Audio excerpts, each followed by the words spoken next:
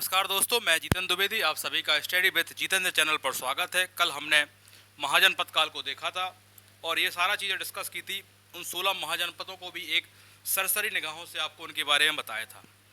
सारा कुछ बताया था कि हम कैसे वैदिक काल के बाद महाजनपद काल को यहाँ देखते हैं और कैसे दो या दो से अधिक जनपद या एक से अधिक जनपद जब आपस में मिलते हैं तो महाजनपद बनते हैं। क्यों बनते हैं ये भी डिस्कस किया था। पहले जन हुआ करता था, जनों से कई जन मिलकर जनपद बने, जनपद मिलकर फिर महाजनपद बने। इन सारी चीज़ों को हमने पार्ट पहला वाला जो वीडियो है उसमें सारा चीज़ें डिस्कस की थी। अब आज हमें केवल चेदी महाजनपद और अवंती महाजनपद के हमें नोट्स बोर्ड पर देना है, उनको डिस्कस करना है। समझ गए ना आप? पहला जो वीडियो है इसका उसमें हम सारी चीज़ें डिस्कस कर चुके हैं। दोबारा वही चीज़ें दोहराने में आपकी क्लास का समय बर्बाद होगा और कोई फ़ायदा नहीं है। ठीक है, तो हम प्रारंभ करते हैं। जो हमें मध्य प्रदेश के दो महाजनपद देखने हैं और वो हम देखेंगे आपका पहला चेदी महाजनपद। इसका हम क्षेत्र देखेंगे, इसके बारे में जितने भी तथ्य एग्जाम के दृष्टिकोण से इंपॉर्टेंट है उनको भी यहाँ हम समझेंगे। चेदी महाजनपद की बात तो हम पहले इसका क्षेत्र देखेंगे, कहाँ ये है। क्षेत्र देखें तो हम डायग्राम से समझते हैं क्षेत्र को सही से, ज़्यादा अच्छे से आपको स्पष्ट होगा।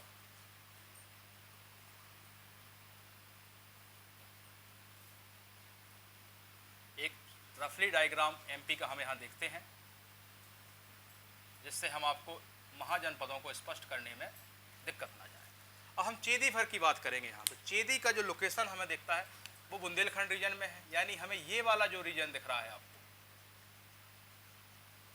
यहाँ तक कि इसका इनका विदिशा में भी इनका एक जनपद था, विदिशा में था, सागर में था, है ना। तो वो जनपद तो हम देखेंगे। ठीक है, तो लगभग ये वाला जो बुंदेलखंड का क्षेत्र है, सागर, दमोह और आपका विदिशा वाला रीजन जो है चेदी यानी बुंदेलखंड रीजन को हम यहाँ देखने वाले हैं। ये लगभग जो हम एरिया बता रहे हैं ये सारा जो है किसके अंतर्गत हम देख रहे हैं, यही है वो चेदी जनपद की लोकेशन, यानी मध्य प्रदेश के पूर्वी भाग में हम कह सकते हैं। कहाँ दिख रहा है आपको, या उत्तर पूर्वी भाग कहे तो ज़्यादा सही होगा। तो ये हो गया चेदी महाजनपद की लोकेशन आपको। इसके बाद हम देखेंगे यहाँ का मतलब चेदी महाजनपद में कितने जनपद शामिल थे, तो वो भी हम आपको स्पष्ट करते हैं। तो लिखते हैं यहाँ 3 जनपदों से मिलकर बना,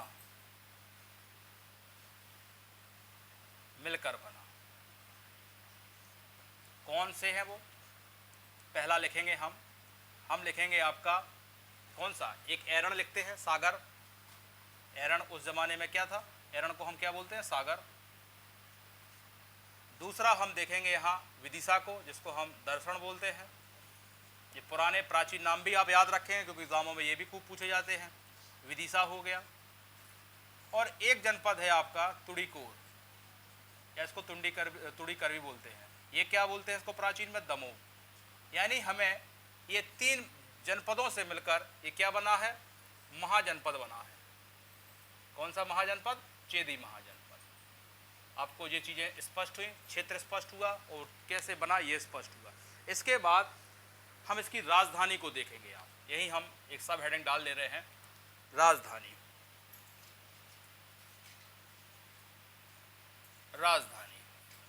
बस यही एग्जामों में प्रश्न बनते हैं कि चेदी की राजधानी क्या थी। तो हम इसकी राजधानी जो देखते हैं वो शक्तिमती देखते हैं। ठीक है, कई किताबों में आपको देखने को मिलेगा सोथीबती।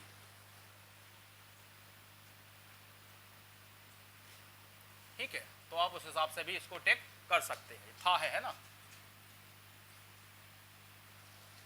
ये आपने राजधानियां स्पष्ट की, इसको आप स्क्रीनशॉट लें।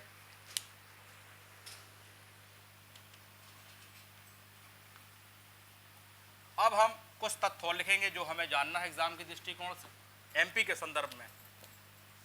तो पहला एक लिखेंगे, इसकी एक शाखा जो है वो कलिंग में स्थापित हुई। कलिंग कहाँ पड़ता है, उड़ीसा राज्य में। तो लिखेंगे इसकी एक शाखा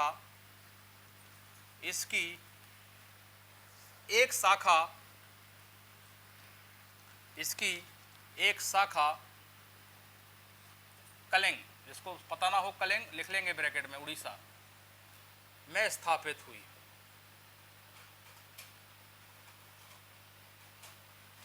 ठीक है, और वहां का राजा कौन था? तो राजा खारवेल मिलता है। तो वहां का प्रसिद्ध राजा या प्रसिद्ध शासक खारवेल था। वहां का प्रसिद्ध शासक,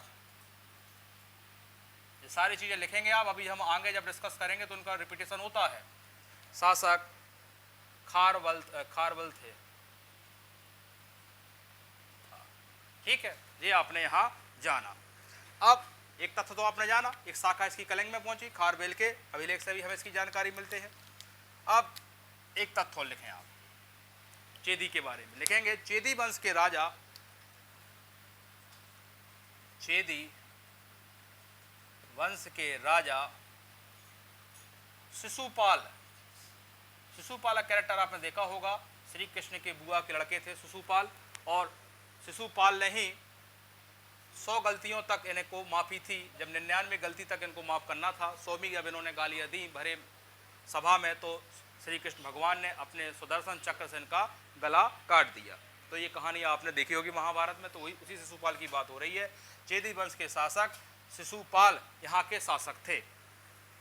चेदीपाल के राजा शिशुपाल यहाँ के शासक थे।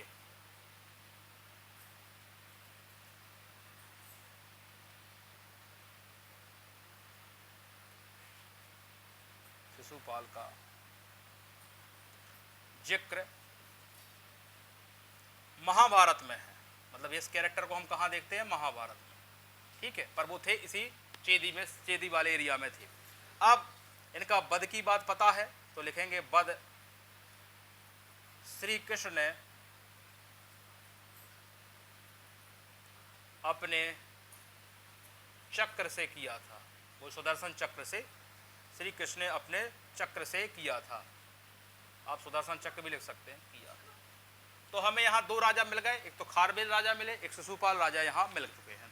इसके बाद चेदी बाद में कमजोर हुआ, और कमजोर हुआ तो मगध साम्राज्य में इसका क्या हो गया है? विलय हो गया है। ठीक है, अगला तथ्य लिखें आप एग्जाम के दृष्टिकोण से।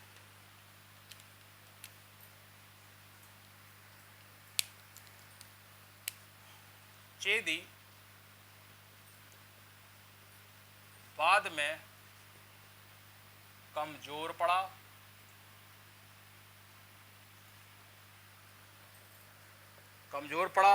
और मगध महाजनपद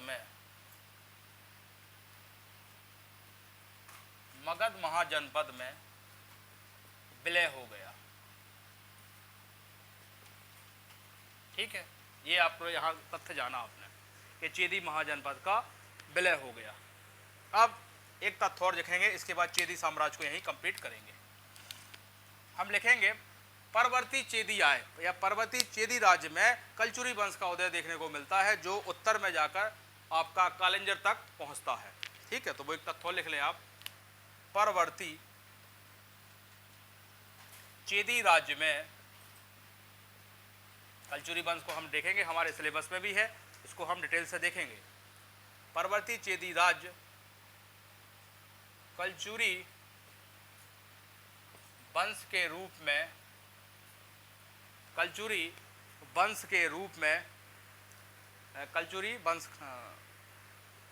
वंश का शासन था। यहाँ कलचुरी वंश का शासन था,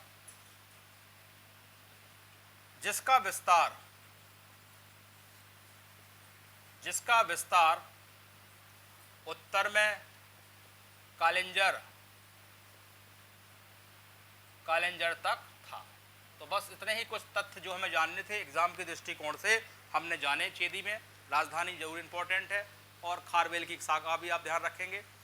ठीक है ना, और जो कलिंग में खारवेल राजा हुआ वो ध्यान रखेंगे, और शिशुपाल का ध्यान रखेंगे। ठीक है, ज़्यादा इसमें जानने की जरूरत नहीं, राजधानी ज़्यादा इंपॉर्टेंट है, वो आपको एग्जाम में आ सकती है। अब अवंती में कुछ ज़्यादा फैक्ट है, अवंती इंपॉर्टेंट भी ज़्यादा है, तो अब हम अवंती को डिस्कस करते हैं। इसको हमें ज़्यादा नहीं जानना था, थोड़ा ही जानना था, पर जितना भी हमने यहाँ फैक्ट दिए हैं वो सारे आप अपने लिख लें, एग्जाम के दृष्टिकोण से बहुत इंपॉर्टेंट है। क्योंकि हम जो हिस्ट्री पढ़ा रहे हैं आपको लाइन से पूरी सीरीज करा रहे हैं, इसको आप एक जगह यदि लिख लेते हैं तो आपके लिए बहुत फायदे की चीज़ रहेगी। अब दूसरा हम अब देखते हैं जनपद अवंती जनपद, अवंती महाजनपद। ठीक, अब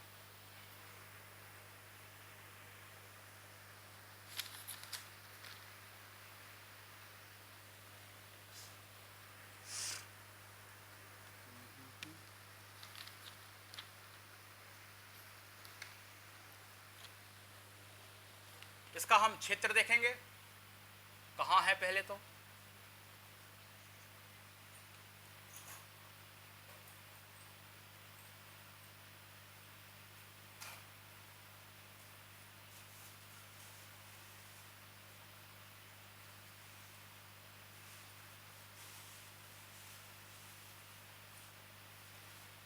हम इसका जो क्षेत्र है वो पश्चिमी मध्य प्रदेश में हमें देखने को मिलता है, यानी ये जो क्षेत्र है ये है अवंती का, और इसकी दो राजधानियां हैं, एक तो उत्तरी अवंती की है उज्जैनी और दक्षिणी अवंती की है महिष्मती। तो ये होगा आपका अवंती महाजनपद। ठीक है, ये क्षेत्र हो गया आपको स्पष्ट। मध्य प्रदेश के कहाँ देखने को मिल रहा है, पश्चिम में, या हम इसको कह सकते हैं या मध्य मालवा में। ठीक है, जिस तरीके से आपको उसको लिखना होगा। अब हम इसकी राजधानियां देखेंगे क्योंकि दो राजधानियां हैं यहाँ, तो अगली सब हेडिंग डालेंगे राजधानियां। यहाँ भी कर सकते हैं क्योंकि दो है। पहली राजधानी है उत्तरी अवंती, पहली राजधानी है, या ऐसा कह सकते हैं हम उत्तरी भाग की अलग राजधानी थी और दक्षिणी भाग की अलग राजधानी थी, आप उसको वैसा भी देख सकते हैं।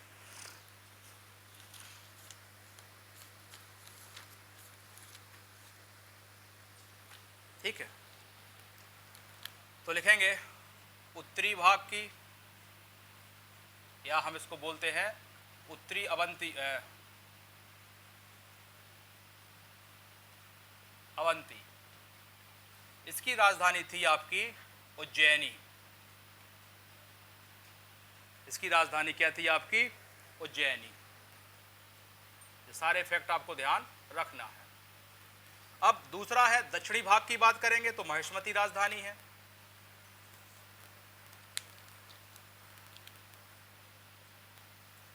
दक्षिणी भाग की बात हो रही होगी, इसको हम बोलते हैं दक्षिणी अवंती। इसकी जो राजधानी है वो महिष्मती है। ये दोनों ही राजधानी आपको ध्यान रखना है, बहुत ज्यादा इंपॉर्टेंट है। ठीक है,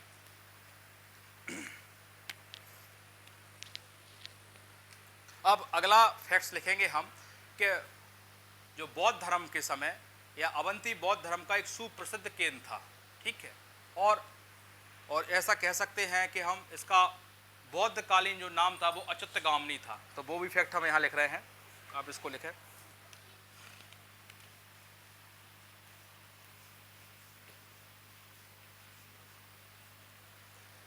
एक मिनट रुके, पानी पी ले।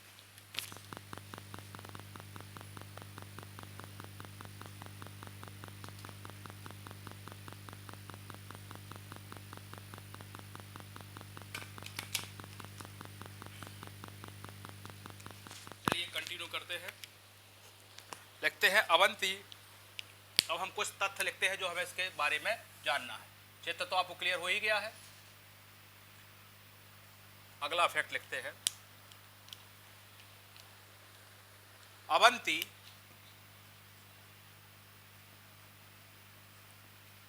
बौद्ध धर्म का या बौद्ध धर्म के समय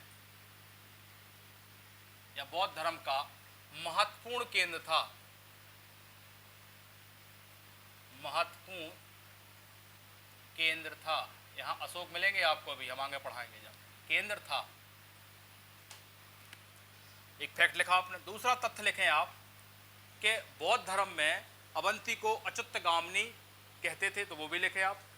अच्युतगामी अच्युतगामिनी दोनों ही बोल लिखते हैं। तो लिखेंगे बौद्ध धर्म में, ये सारे फैक्ट एग्जाम में पूछे जाते हैं, बौद्ध धर्म में अवंती को अच्युतगामी या अच्युतगामिनी भी बोलते हैं। ठीक है, तो जिस तरीके का हो एग्जाम में आप टिक कर लें। ठीक है,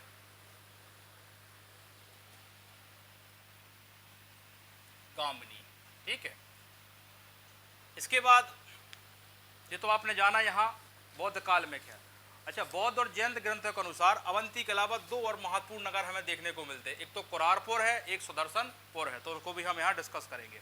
लिखेंगे बौद्ध और जैन धर्म में, बौद्ध और जैन ग्रंथों के अनुसार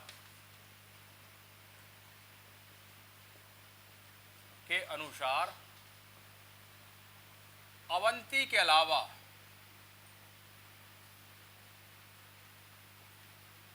दो महत्वपूर्ण नगर और थे।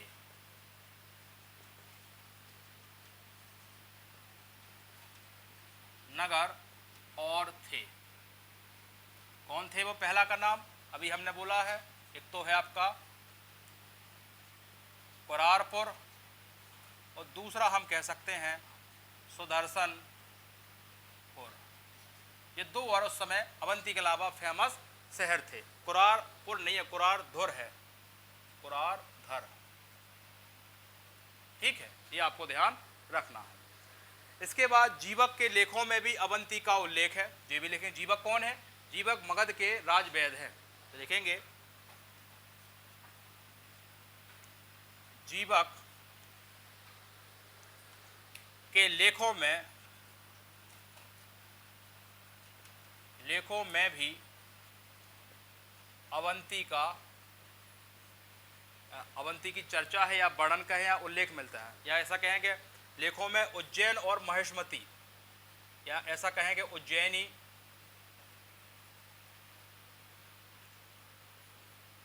उज्जैनी और महेशमती का वर्णन है, या ऐसा कह सकते हैं उल्लेख मिलता है। ठीक है, एक तथ्य आपने ये भी लिखे। तो ये होगा कुछ बेसिक तथ्य जो हमें जानना है एग्जाम के दृष्टिकोण से। अब हम वो घटनाक्रम बताएंगे जो अवंती महाजनपद में कौन शासन था, है ना, और कौन यहाँ प्रतापी राजा था, उसके और जनपदों से किस तरीके से संबंध थे, उनको डिस्कस करेंगे हम। तो सब हेडिंग डाल लें हम, इस वंश का प्रतापी शासक। क्या डालें हेडिंग? इस वंश का प्रतापी शासक कौन है?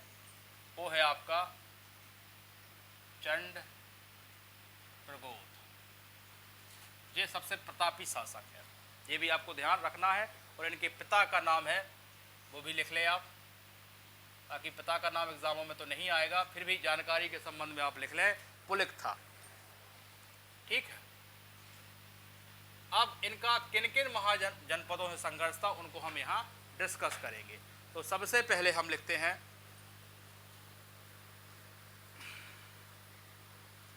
हमने आपको याद हो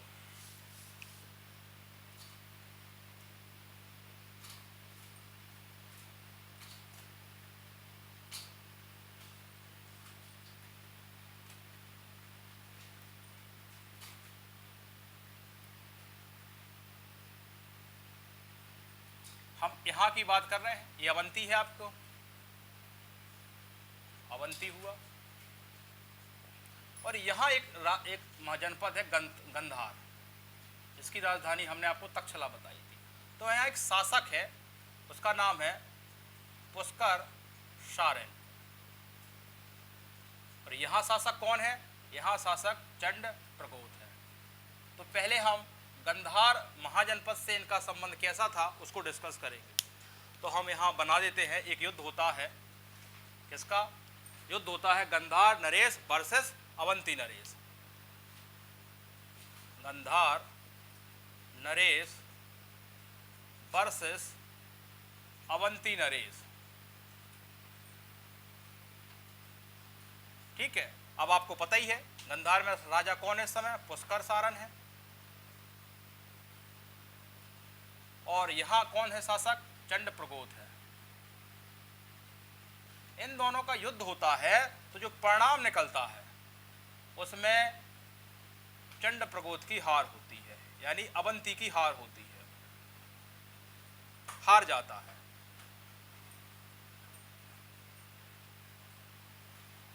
तो एक आपने देखा, इसका स्क्रीनशॉट लें। अब इसके बाद मगध से भी इनका, बिंबिसार ने भी कई युद्ध हुए, इनसे हुए हैं।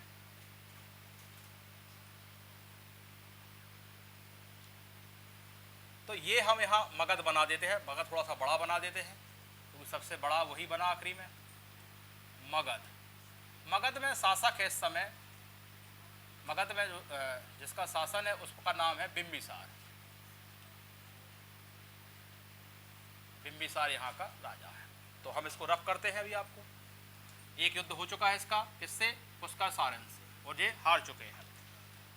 बिंबिसार ने और चंड प्रगोत के बीच में कई युद्ध हुए हैं, संभवतः 2 तो आप मान ही लें, पर युद्ध कई युद्ध हुए हैं पर उसका परिणाम कुछ नहीं निकला, यानी कोई जीता हारा नहीं है।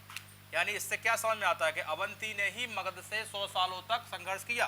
तो लिखेंगे आप, ऐसा लिखें आप, चंड प्रगोत वर्सेस बिंबिसार। बिंबिसार कहाँ के हैं? मगध के हैं, और चंड प्रगोत आपके अवंती के हैं। यहां कई बार हम ऐसा लिखेंगे, युद्ध हुए, संभवतः 2 बार हुए हैं, पर स्पष्ट जानकारी नहीं मिलती है, इसलिए हम इसको 2 बार लिख दे रहे हैं। परिणाम क्या निकलता है? कौन जीता कौन हारा? तो यहां ना तो कोई जीता है ना कोई हारा है, अंततः दोनों में समझौता हुआ। क्या लिखेंगे हम? अंततः दोनों में क्या होता है? समझौता होता है। अब जब हम आपको मगध का उत्कर्ष पढ़ाएंगे तो बताएंगे बिंबिसार की कई नीतियां थी। एक थी उसकी मित्र नीति, कई कूटनीतियां उसकी थी, तो मित्र नीति भी थी उसकी विवाह नीति भी थी, और राजनीतिक नीति तो थी उसकी। तो ऐसे उसकी कई नीतियां थी, इसके लिए जाना जाता है जी। तो इसने बिंबिसार को जब नहीं हरा पाया और उसने देखा कि गंधार शासक पुष्कर सारण इसको हरा गया है, तो मित्र नीति के अंतर्गत गांधार में एक अपना मित्र मंडल भेजता है ताकि गंधार के शासक से समझौता अच्छे हो सके। दूसरा, वो अवंती के शासक को युद्ध में तो हरा नहीं पाया, परंतु चंड प्रगोत एक बार बीमार होता है, उसको पंडुरंग या पीलिया नामक रोग होता है, और उसका कहीं भी उसका इलाज सही नहीं मिलता है, तो बिंबिसार अपना राजवैद्य जीवक इसको भेज देता है और ये ठीक हो जाता है। तो अब क्या हुआ? एक एहसान हुआ। यही तो कूटनीति है। देखिए आप इसकी कूटनीति, यही तो जानना है। हिस्ट्री क्यों पढ़ते हैं? अब आया हिस्ट्री अपना पॉइंट पर। अभी तक तो आप जो हिस्ट्री देख रहे थे वो आपको उतना इंटरेस्ट नहीं ला रहा था, अब आपको ज़्यादा इंटरेस्ट लाएगा। जैसे बिंबिसार को देखो, इसने यहाँ दूत मंडल भेजा। क्यों भेजा? कि मान लें यदि इसने हम पर हमला किया तो एक शांति रहेगी, और यहाँ उसने मित्रता कर ली अपना राजवैद्य पहुँचाकर कि मान लो गंधार शासक ने हमला किया तो अब चंड प्रगोत इसका साथ देगा, या मान लो चंड प्रगोत ने ही हमला किया तो गंधार का शासन साथ देगा, क्योंकि दुश्मन का जो दोनों दुश्मन हैं तो ये इनका क्या हो जाएगा? मित्र हो जाएगा। समझ गए ना? तो ये थी इनकी मित्र नीति। पर अब एक फैक्ट लिखें आप एमपी दृष्टिकोण से। क्या लिखेंगे आप? हाँ, बाद में चंड प्रगोत पीलिया, ऐसी को लिख लें आप, पंडुरंग, ठीक है, उसको पांडुरंग भी बोलते हैं, या आप पीलिया भी लिख लें, नामक रोग से ग्रस्त हो गया, रोग से बीमार हो गया। तो लिखेंगे आप, तब बिंबिसार ने अपना राजवैद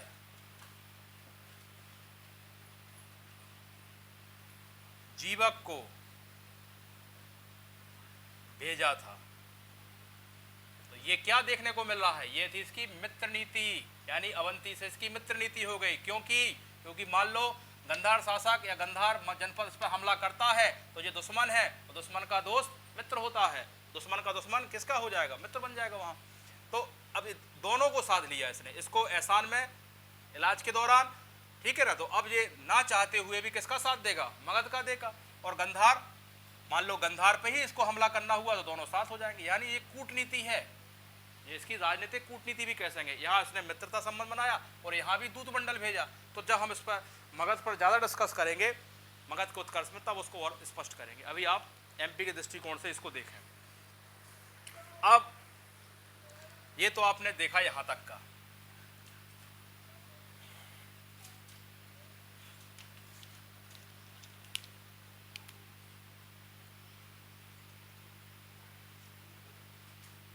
उसका सार है। अब एक जनपद आपको और देखने को मिलता है, वत्स जनपद। अच्छा, एक और आप हम नीचे बना दें। यहाँ क्या है, यहाँ आपका अश्मक था, यहाँ था वैसे तो अश्मक, दक्षिण भारत का एकमात्र। तो आप लिख सकते हैं तथ्य के रूप में, अवंती ने अश्मक महाजनपद को हराया था। अवंती ने अश्मक महाजनपद को हराया था। तो देखिए आप, एक जनपद से अवंती का संबंध है, गंधार से हो गया 3 से, अब एक से और होने वाला है वत्स से।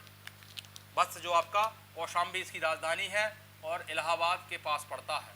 तो लिखेंगे वश। यहाँ जो राजा है वो पौरव वंशी है,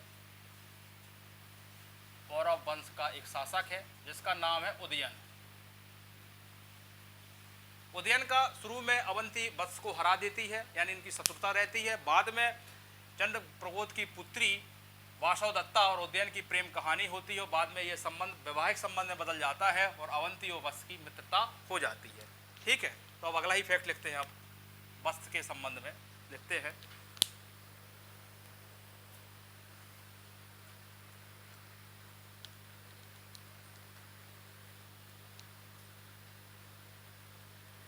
देखें, अवंती ने वत्स महाजनपद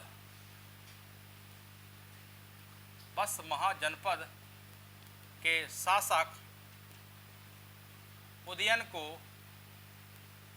हराया था। यानी शुरुआत में शत्रुता ही थी जनपद से। बाद में क्या घटनाक्रम हुआ, चंड प्रगोद की पुत्री वासव दत्ता का प्रेम विवाह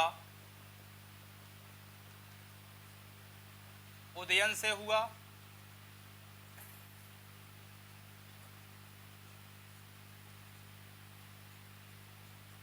जिससे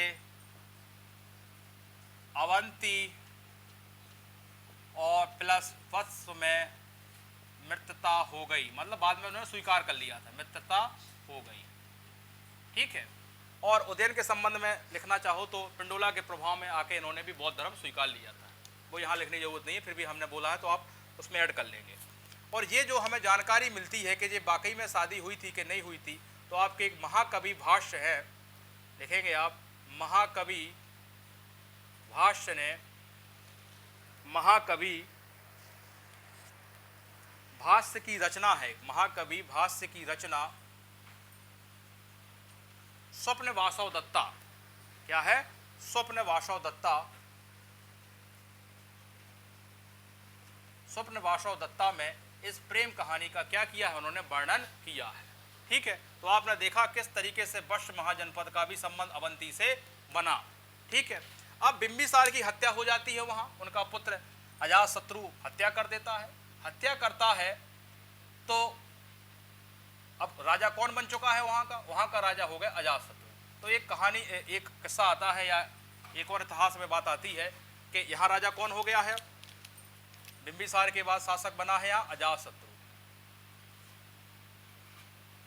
ठीक है, अजातशत्रु बना है तो बिंबिसार ने एक बार धमकी दी कि हम मगध पर हमला करेंगे, तो अजातशत्रु डर गया और उसने राजगीर अपने राजधानी को सुरक्षा घेरों से घिरा रहा। वैसे भी फिर भी हम ऐसा कह सकते हैं, पर पूरे जीवन काल में, अजातशत्रु के जीवन काल में बिंबिसार चंद्रप्रगोत ने वहाँ हमला नहीं किया, केवल एक धमकी मात्र ही दी थी। ठीक है, वो भी लिख लें आप। एक बार चंद्रप्रगोत ने मगध पर हमला की धमकी दी, जिससे अजातशत्रु ने अपनी राजधानी राजगृह को, है ना, पाटलिपुत्र भी रही यहाँ राजधानी, तो आपको पता ही है सब बारे, अपनी राजधानी को सुरक्षा घेरा किया था, सुरक्षा का घेरा किया था, यानी उसने अपनी सुरक्षा मजबूत किया था, बाउंड्री तक बनवाई उसने। पर लिख ले, परंतु अजातशत्रु के जीवन काल में, अजातशत्रु के जीवन काल में चंद्रप्रगोत ने कभी हमला नहीं किया। धमकी मार से डरा हुआ था वो, चंद्रप्रगोत ने हमला नहीं किया। ठीक है, ये आपने इतने सारे तथ्य जाने अभी। ठीक है, अब इसके बाद इसमें कई शासक हुए, जैसे विशाख युद्ध वगैरह हुए, पर उतना इंपॉर्टेंट नहीं, इसलिए हम उसको नहीं देखेंगे। हम यहाँ देखेंगे कि अंततः शिशुनाग, क्योंकि ये तो मगध वंश चल रहा है, इसमें हर एक वंश, इसमें शिशुनाग वंश आएगा, तो शिशुनाग वंश के जो शिशुनाग ने ही अवंती का विलय मगध में किया था। तो ये पॉइंट पर लिखेंगे, अंततः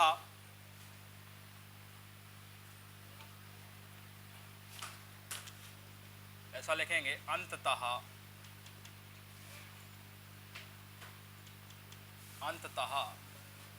शिशुनाग ने अवंती को मगध में शामिल किया। यानी अवंती किसके कंट्रोल में चली गई? मगध के, और मगध के कंट्रोल में गई तो जो बस मगध के पास, अवंती के पास था, वो भी स्वतः चला गया। ठीक है, एक फैक्ट चाहो तो और लिख सकते हो, चंद्रप्रगोत ने, आपके नोट में लिख सकते हो, बौद्ध धर्म के महाकच्चायन थे, लिख लें आप, बौद्ध धर्म के महाकच्चायन एक बहुत बड़े बौद्ध भिक्षु थे। महाकंचायन के प्रभाव में आकर बौद्ध धर्म स्वीकार लिया,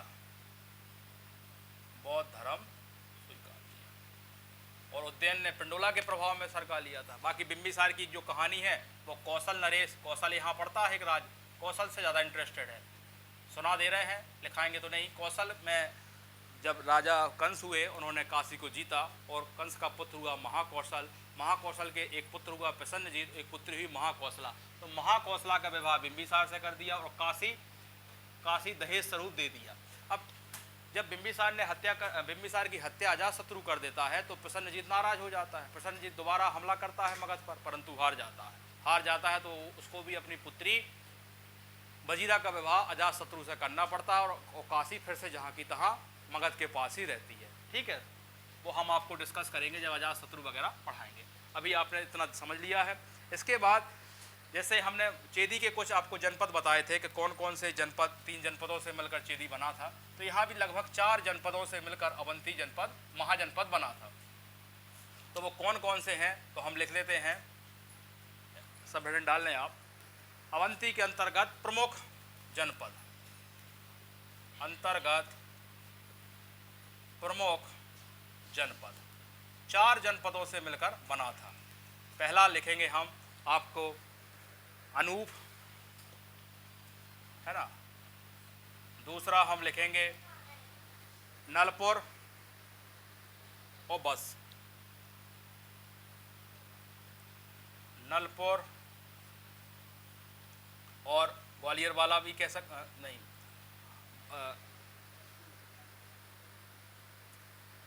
नलपुर जो है वर्तमान शिवपुरी वाला हिस्सा है आपका, है ना।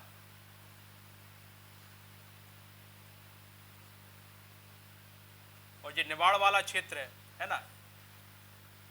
तो आपको ये ध्यान रखना है, चारों की अभी इंफॉर्मेशन नहीं है, फिर भी 4 जनपदों से मिलकर बना था, आप नेट पर इसको देखें आप। इस तरीके से हमने अवंती को भी यहाँ क्लियर किया है, ठीक है ना। और जितने भी अवंती से संबंधित यहाँ थे, जैसे आपने देखे, इसके आप जनपद देख लेना नेट पर, कौन कौन से जनपद थे।